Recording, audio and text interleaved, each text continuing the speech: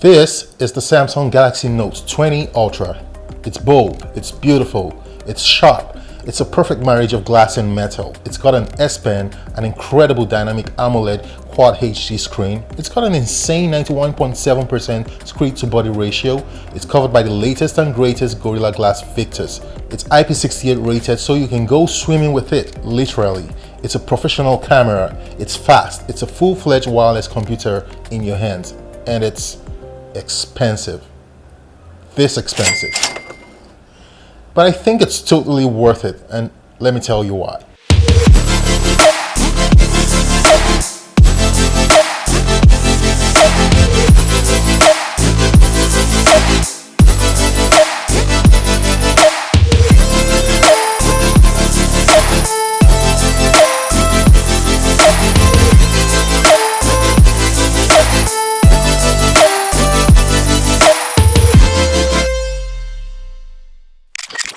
This is Samsung's greatest and best smartphone yet, and it shows. Samsung put their heart into making this device. Compared to the S20 series, the Note 20 Ultra is like a Rolls-Royce Phantom, while the S20 Ultra is, well, let's just leave it there. If you're looking for a good-looking phone that just sets you apart from the crowd, this is it. This is absolutely the best-looking phone out there, period, in my opinion.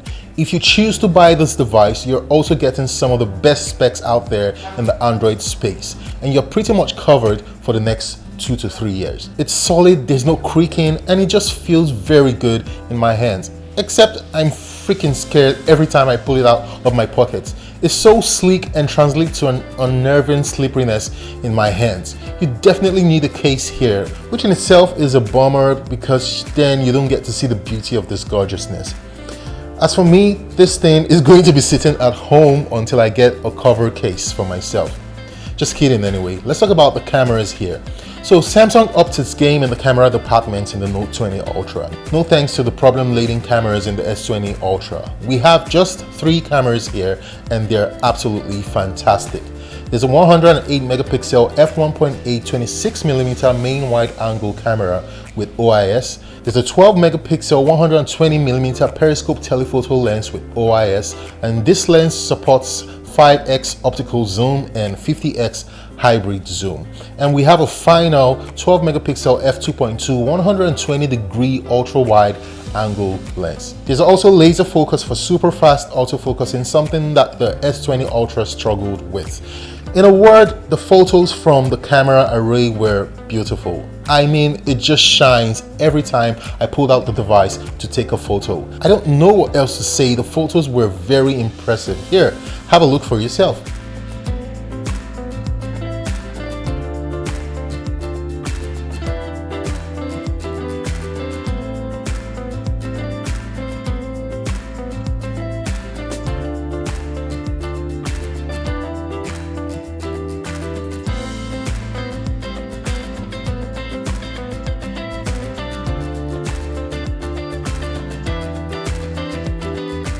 The Note 20 Ultra can shoot video at the following resolution: 8K at 24 frames per second, 4K at 30 frames or 60 frames per second, and 1080p at 30, 60 or 240 frames per second. You can also shoot 720p videos at 960 frames per second for incredible, awesome looking slow motion.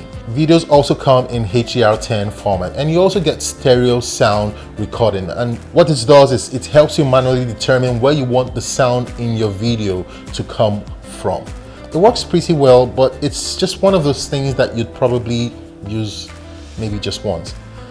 Anyway, you've also got gyro, EIS and OIS while recording video. For the selfie camera, we have a 10 megapixel f2.2 punch hole camera. It's decent and it's actually much better than what we had on the S20 Ultra.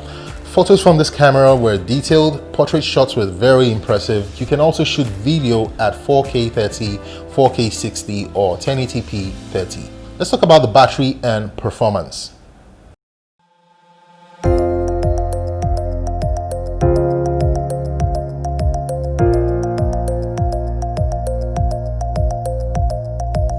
I must say I'm not so impressed with the battery life on the Note 20 Ultra. It kind of runs down pretty fast. Maybe this could be due to my usage, I don't know, but it just feels like it depletes faster than that of my S20 Ultra. It's a 4500 mAh battery. It supports fast charging at 25 watts. It also serves reverse wireless charging at 9 watts. You can also recharge this battery wirelessly. As for performance, this phone just blows everything away. There's nothing I want to do that I can't. All my 3D games run flawlessly, and you should be absolutely fine with performance here. In the US and South Korea, you get the Snapdragon 865 processor and Adreno 650 GPU variant, while the rest of the world gets the Exynos 990 with Mali G77 variant. A lot of people have complained about this, but Samsung claims to have worked on the Exynos chip in the Note 20 Ultra to improve its performance and speed.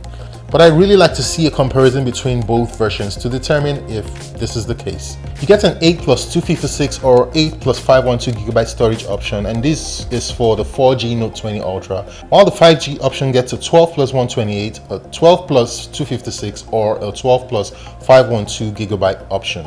Aside the storage option and 5G connectivity, both variants are exactly the same except for the price. We'll get to that later. Look, I can rant for days on how good this display looks. It's beautiful, and it's probably one of the best screens on any smartphone. It's a 6.9-inch 1440 by 3088 dynamic AMOLED display. It refreshes variably between 1 and 120 Hz, but you can only have the 120 Hz paired with a 1080p resolution, and it boasts crazy high peak brightness of 1500 nits. You're definitely not going to be having any problems with outdoor visibility. The 120 Hz mode just makes everything much more fluid and makes the phone a joy to use. Gestures are more enjoyable here, and the scrolling and closing or opening of apps just looks absolutely brilliant. Image and video quality here is stellar, and it just looks brilliant. 120 Hz at 1440p resolution would have been incredible, but then it will probably tell on the battery. 1080p at 120 Hz looks absolutely good, and I'm not complaining. So the Note 20 Ultra adopting a 120 Hz screen with a 240 Hz sampling rate enhances the S Pen experience. The S Pen now has a latency of 9 milliseconds, down from the old Note's 42 milliseconds, making for an even more paper-like feel. You also have anywhere actions that work across the UI, as opposed to the limited availability in certain apps in the old Notes. 5 new actions have now been introduced. You'll be able to launch Smart Select and Screen Write with 2 of them, while the other 3 serve for basic navigation, back, home, and recent. The S Pen also comes with improved handwriting recognition, and Samsung software will allow for straightening of slanting handwritten text. There are new background colors and templates. There's audio synced annotations in the Samsung's Note app, PDF imports, and PowerPoint integration.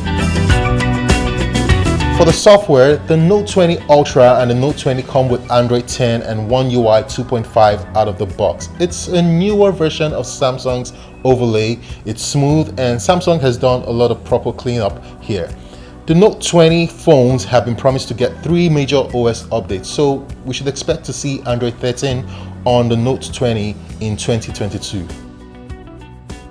This is a beautiful device, but there are some things I do not really like about the Note 20 Ultra. 1. The camera bulge. It's huge, and I'm constantly cautious when placing the phone on any surface, just so that glass covering the camera bump doesn't break. 2. The curved edges. I've experienced a good number of palm interference. The palm rejection here doesn't always work. I guess they can fix this with software in the future. And number 3, the S Pen's position. I honestly do not understand why they moved the S Pen from the right corner to the left. I think it's much better on the right. It just gives a much better experience. That being said, the Note 20 Ultra will set you back the region of $1,399. Here in Nigeria, you'd be paying this much to own this beauty.